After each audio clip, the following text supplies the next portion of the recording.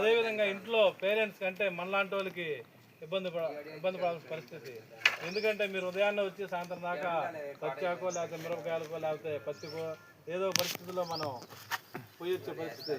మనం పిల్లలు కానీ పట్టించుకోకపోతే ఈ పిల్లలు రేపు ఇబ్బందులకి గురవలసిన పరిస్థితి ఏర్పడుతుంది.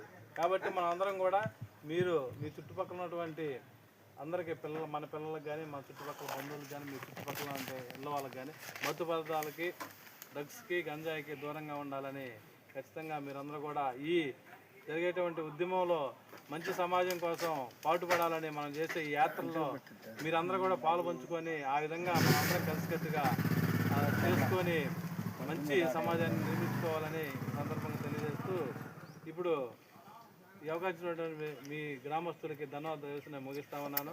అదేవిధంగా ఇప్పుడు మన ఐద్వా మహిళా సంఘం జిల్లా అధ్యక్షులు మాలతి గారు మాట్లాడతారు.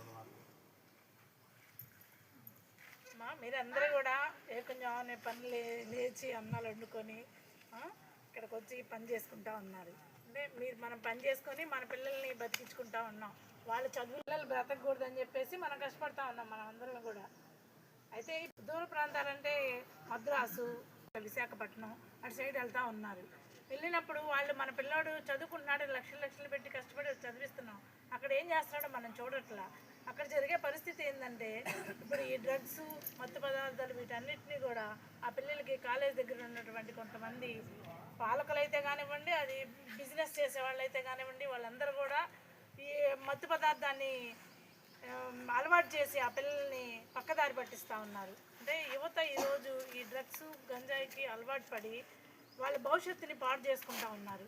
అంటే మన సమాజంలో ఈరోజు పరిపాలిస్తున్నటువంటి పాలకులు ప్రధానంగా దీంట్లో ప్రధాన పాత్ర వహించి వాళ్ళు కోట్ల లక్షలు సంపాదించుకోవడం కోసం మనలాంటి సామాన్య పిల్లల్ని, మహిళల్ని ఇబ్బంది పెట్టే అటువంటి ఈ గంజాయి మత్తు పదార్థాలని తయారు చేసి అందిస్తూ ఉన్నారు. వీటికి వ్యతిరేకంగా ఈరోజు ఈ యాత్రని మేము 6వ తేదీ నుంచి 9వ తేదీ వరకు ఈ జిల్లాలో ప్రచారం చేస్తూ ఉన్నాం. నిన్నటి నుంచి స్టార్ట్ అయింది ఈ ప్రచారం. ఇది చెప్తా ఉన్నాం, కాలేజీల్లో పిల్లలకి చెప్పారు, చాక్లెట్ రూపంలో అట్లా అన్నిటి రూపంలో ఇస్తూ ఉన్నారు. అట్లా తీసుకొని పిల్లలు చెడిపోతాను. అంటే అది తీసుకొని వాళ్ళు ఏం చేస్తున్నారో వాళ్ళకే తెలియని పరిస్థితి ఉంది ఈరోజు పిల్లలు.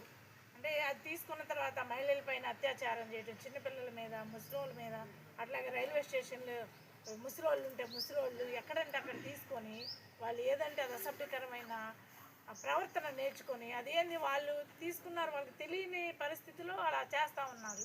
ఇట్లా ప్రేరేపించేటటువంటి